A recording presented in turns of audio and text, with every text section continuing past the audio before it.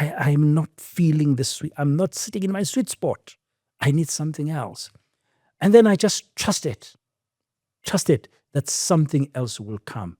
I did not know what. And that something else became an acceptance and an opportunity given by Momentum Group for me to be in a contracted role. Okay?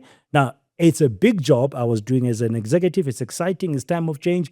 Many people who are really corporate animals, so to speak, would love that because they see a growth path. For me, I could hear that I must trust the journey, a calling I've been on, which is the one in the media. And I did not have any media job. Nobody had consulted me. This is now early 2013. It's a true story. About March 2013. Within a few weeks of me making that decisions, I kid you not, I got a call. You must spend time with yourself, meditating, journaling, whatever works for you. But when you do it intentionally, doing it deliberately, you will see the importance of faith and spirituality. And when you read my book, I Don't Want to Die Alone, my memoir, which has inspired this podcast, Don't Die Alone, you will see there are examples I've cited there at different parts of my journey, my professional journey, my life, where faith comes into the fore. And you will see my approach around how I believe we need to be in touch with ourselves. When I did the Artist Way with Julia Cameron at the time, one of the examples she used was of a top CEO in New York who was running a big business at the time, who faced challenges, and he felt he was no longer in touch. And one of the outcomes of his process, the same process I went through here, was that he needs to play music. And then, this is a big CEO. So once a week after that, he joined a band. It's a true story, according to Julia Cameron, and started playing music. And he performed better. He became more productive.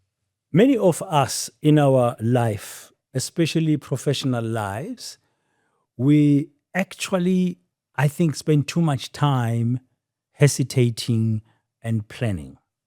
It's necessary. I'm not saying don't plan, don't prepare. I mean, preparation is very important, planning and thinking about where you are headed. But sometimes I get the feeling we spend too much time, really. And then the delay means we lose the opportunity or the momentum to really achieve an outcome that we desire. Why I'm saying this is because in my own life, over the years, I mean, more than 4 decades of my professional career, I have seen that sometimes just a little faith will take you far. What is important is to have that faith, hold on to it, and take the necessary steps. You don't have to know exactly what's going to happen and how it's going to happen. I'll tell you a story. When I was 32 years old, I was on the verge of coming back home after 12 years living in Mozambique after fleeing South Africa in 1979. Now it was time to come back to South Africa. The apartheid government under F.W. de Klerk had already unbanned liberation movements like the ANC. And as a young member of the ANC in Mozambique, it was time to come back. The processes were set up. So coming back after 12 years to a new world. I left when I was 19. Now, 12 years later, it is a new world because a lot had happened in the country. In my own family, there had been changes. I was now married and I had 2 kids, Joseph and Kensani. And my wife at the time wanted a 3rd child. But then it was a transitional period. So I come back to South Africa, come back home to White City Jabavu in Soweto. No job, but looking for a job. Because my wife, Odette, was very clear. I'll only go back with you to South Africa if you have a job. You know, ladies, women, and security and stability is very important. And she's a young mother, okay? I'm a young father. But we guys, sometimes we take chances. We say, no, I can wing it or not. So I come back home. I don't have a job. When I get home, this is 1991, I find my father is very ill. And actually, that time, we did not know how long he's going to stick around. My mother has just been retrenched. And my youngest sister at the time had lost her permanent job and she was a casual laborer in one of the retailers. So the situation at home was not very stable. Okay? Now, I've been away for 12 years. I'm the eldest son, and I'm the only son of my father, Guela James Moyana, and my mother, Sina Michael. So in our tradition, as you would know, many of you would know, especially in African traditions, if you're the eldest son and you happen to be the only son, you've got that burden of responsibility to look after your parents. I don't think there's anything wrong with it. In fact, from my generation, I believe it is the right thing to do. So what do? I go back to Maputo after that first short visit back home in 1991, and I say to my wife, I'm going to look for a job. I start the process. So I come back to South Africa with the promise of a job at the University of the Western Cape, where I was going to study and be part of a research program about comparative study of the democratization process in South Africa that we were approaching, and in Mozambique, where I had been for 12 years, because even Frelimo at the time was beginning to accept that it needed a change from a unitary state of socialism to a multi-party democracy. So South Africa and Mozambique were undertaking the similar type of transition into multi-party democracy under different conditions. So I had presented that as a research that I could do, and the University of the Western Cape had accepted it. So that's an offer that I have. I come back home with that offer. At least I have a job. But when I get home, my father says to me, you've been away for 12 years and I'm sick. I don't know how many more days I have on this earth. So are you going to go and live in Cape Town now? I don't even know Cape Town. My parents had never been to Cape Town. Both my parents, as I've told you before, were laborers. They never went to school. They were denied the opportunity to get educated by different circumstances. So my father says, Cape Town is far. At least Maputo is less distance than Cape Town. So I'm saying, okay, I'll have to see what I can do. At that point, I had been a correspondent for the BBC Focus on Africa radio program. I'd also corresponded now and again with Radio 702, which was based in Johannesburg. Okay, I'd been introduced to that by another journalist who happened to be from Canada, and he was based in Maputo. So I said, let me go to 702 and knock on that door. Okay, now I don't know anybody at 702. Producers that have spoken to me, I hadn't met before. So my father said, no, I'll come with you, I'll accompany you. So we both go to Radio 702. At the time, it was based down in Atkinson House on Albert Street, corner Albert and Elof Street, downtown Johannesburg. I get there. I say to the receptionist, I want to speak to the editor. I have done some crossings from 702 from Maputo now and again. Not quite a lot, spaced out here and there. So a gentleman by the name of Mike Wills comes to the front to welcome me. He said, oh, Dan, yes, I remember you've done a couple of crossings for us. Welcome. What brings you to Johannesburg? I said, I've come back home. He said, oh, you're a South African. I said, yes, I'm a South African, born and bred in White City, Jabavu in Soweto. He said, okay, fine. He says to me, Dan, we don't have any full-time position open right now, but go away, call me in 2 weeks, and then we will see. Remember, on one hand, I've got this promise of a job at the UWC, which I had accepted far in Cape Town, according to my dad. And my wife knows that, so she's happy that returning home, I've got something. But my DNA is media. I've been on radio, in Radio Mozambique. I've corresponded with the BBC from 1980. Now, this is 1991, 1992. So I've been in the space that I love, that I've fallen in love with, as I've told you before. I'm passionate about what I'm doing, and I'm loving it in the media. But I have this other job in the university because I needed to have that stability with 2 young children and a young wife, and coming back home without a job was going to be very hard. So I get in touch with my wife, and I lied. I said to her, I have a job. I have a full-time job in radio. She said, yeah, I know you love radio. Great, great, great. I got a 12-week contract.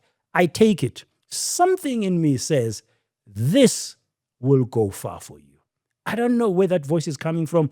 It just took that faith in me to trust that I would be welcome beyond the 5th of December, 1991 at Radio 7. I did not know for sure.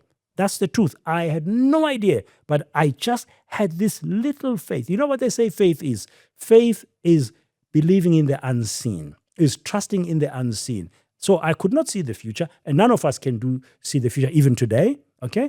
But I had that faith in me that I'm going to do the best I can. I will deliver as a reporter, whatever capacity they were employing me in. Actually, at the time, they gave me the role of what was known in the 702 Eyewitness newsroom as duty editor. So I took that role. Duty editor means you put together the bulletins every hour and the headlines every half hour. There's a news anchor who goes on air to deliver that, and then there are reporters who supply the content into that. So I was a duty editor. 12-week contract. My wife flies from Maputo. She comes back. She's very happy that, and that time she was pregnant with our third child, Sina. Okay, now we are here now with Joseph, Kensani, and Sina in the stomach, and I have a job. Okay, I don't have a job. I have a contract, but my wife thinks I have a job because I told her that. So I carried on. I did the best I could. I worked out. On the 5th of December, I get to work. I was shifted during the day, I remember. And I'm thinking, okay, this is my last day. And some point in the afternoon, Mike Wills calls me to his office. He says, Dan, we've decided we're going to offer you a full-time job from now, December, going forward. But wait for this. Because your wife is pregnant and you don't have a medical aid, we will I don't know what's the right word. We will start your employment 3 months earlier because the medical aid plans those days wanted you to have a 3-month notice period. So you join a medical aid 3 months before you can claim anything. I don't know how they work really today. I guess there is that waiting period. I said, fine. So they were willing to reverse my date of employment from the 5th of December to 3 months earlier so I could qualify, so that Odette, who was highly pregnant, can get the support that she needed at the Joburg General Hospital, today known as Charlotte Maxeke. By the way, if you don't know, it was the best maternity ward in this town, was at a public hospital. That's 1992, by the way. Sina was born in January 1992. I could not believe that. When Mike said, full-time job granted, we're giving it to you, here's your role, and a slight increase, and this is a role you'll continue to do. When I walked out of Atkinson House that day, I had tears in my eyes. Because during that period from August to December, I had some doubts. But I had this little thing that I was thinking, okay, I did get something in the University of Western Cape, but this one I need the most because it's media. This is my sweet spot. So I had tears in my eyes. I got home, I said to my wife, I said, Titinya, I've got the job.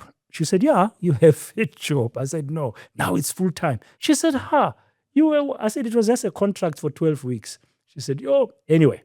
So I have the job.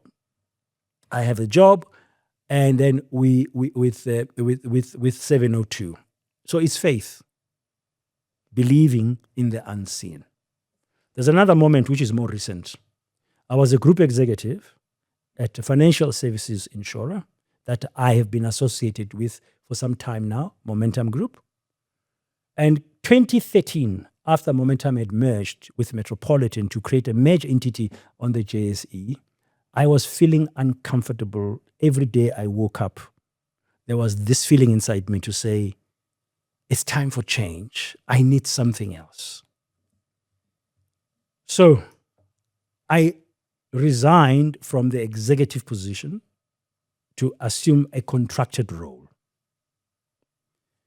A couple of people, including some of my friends, said, are you crazy, man? I mean, you're a group executive. You've been there from 2009. You're doing so well. And I said, but I'm not feeling the sweet. I'm not sitting in my sweet spot. I need something else. And then I just trusted that something else will come. I did not know what. And that something else became an acceptance and an opportunity given by Momentum Group for me to be in a contracted role. Okay? Now, it's a big job I was doing as an executive. It's exciting. It's time of change. Many people who are really corporate animals, so to speak, would love that because they see a growth path. For me, I could hear that I must trust the journey, a calling I've been on, which is the one in the media. And I did not have any media job. Nobody had consulted me. This is now early 2013. It's a true story. About March 2013, Within a few weeks of me making that decisions, I kid you not, I got a call from ENCA Television News. I'd never spoken to them since I had left when I had first my association with them in 2009 and a little bit in 2010. So it's 3 years later, not being in touch with anybody in media, not having done any media work. I make it decisions. I'm led to make that decision. And I trust it's the right thing. The faith that held me together led to a phone call, I believe, a few weeks later that said, we need you back to come in and co-anchor the morning news. That was in July 2013. So that's another thing about faith that holds you together. The other thing, which goes a little bit earlier, when I turned 14, my life was at a crossroads. I remember that year very well. I had been doing well at Radio 702, but I wasn't happy. And they were making changes, and I had left. I had joined the SABC, SAFM, National English Radio for a short while, but I was still not happy. And I thought to myself, what do I do now? I came across a book called The Artist's Way by Julia Cameron. Somebody referred me to that book. I can't remember who now. But that book taught me something, that we are spiritual beings. We need to be in touch with our inner essence. Faith is what we hold on to, is what holds us together. But if you don't feed the faith with spiritual exercises, spirituality, it's not going to last. It won't sustain you. It will just be on the surface. I took that book, I read through that book by Julia Cameron, The Artist's Way, and it gives you exercises from what I remember. But the main exercise is time with yourself in the early hours of the morning, journaling, writing down whatever comes to mind, whatever is top of mind for you. I did that exercise through that whole book. By the end of that book, my world had color again. The doubts I was having about my career, my life, my family relationships, my relationship with my wife, with my kids who were very young at the time, started being clearer. I became more confident in myself because why? I fed my spiritual being. Because at the end of it all, we are not just flesh and blood. We are spiritual beings. And that's the depth of what our Creator has given us. So during those weeks, it was weeks and weeks and months, I was journaling every single day. I don't know how many pages I wrote. I pour out onto those pages my fears, my concerns, my anxieties, my achievements, my successes, my celebrations, my concerns, everything I put down on those pages. In the end, helped me for my life to be more colorful in the sense of I got more meaning out of that. So for me, spirituality is what we do for ourselves inside. It's not about going to church. It's not about going to a temple. Anyway, that's important in your life to follow those things. I mean, I go to church, okay? But you have to have time with yourself. Because I believe that is when angels will whisper to you and show you direction and guide you without you even knowing. So have that time to feed the spiritual being. Dedicate some time every day. You will see where it is headed. When I did The Artist's Way with Julia Cameron at the time, one of the examples she used was of a top CEO in New York who was running a big business at the time, who faced challenges, and he felt he was no longer in touch. And one of the outcomes of his process, the same process I went through here, was that he needs to play music. And then, this is a big CEO. So once a week after that, he joined a band. It's a true story, according to Julia Cameron, and started playing music. And he performed better. He became more productive. So faith and spirituality are very key in our lives today. Wherever you are, in any organization, no matter how old you are, if you are starting a career today, if you are a leader, remember, you must feed your spiritual being. You must spend time with yourself, meditating, journaling, whatever works for you. But when you do it intentionally, doing it deliberately, you will see the importance of faith and spirituality. And when you read my book, I Don't Want to Die Alone, my memoir, which has inspired this podcast, Don't Die Alone, you will see there are examples I've cited there at different parts of my journey, my professional journey, my life, where faith comes into the fore. And you will see my approach around how I believe we need to be in touch with ourselves. Also, my book has got contributions by various people who've been part with me on this journey, because you are not on your own to succeed. If you believe you can do it alone, you're a big mistake. Always people who open doors, who create opportunities. You could be a door opener as well for a young professional today.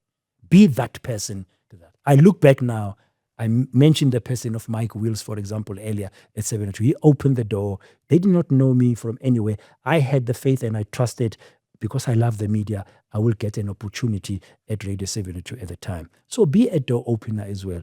Be that manager who lifts others by moving out of the way. That's stuff for leadership. But also hold on to your dreams. Have faith. Take the first steps. Move and say, I need to knock on that door. You don't know what's behind that door and what's beyond that door for you.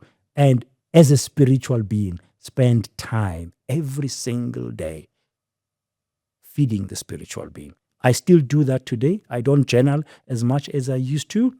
I am down on my knees every day at between 3 and 4 o'clock before I get out of my house, saying to God Almighty, thank you yet for another day.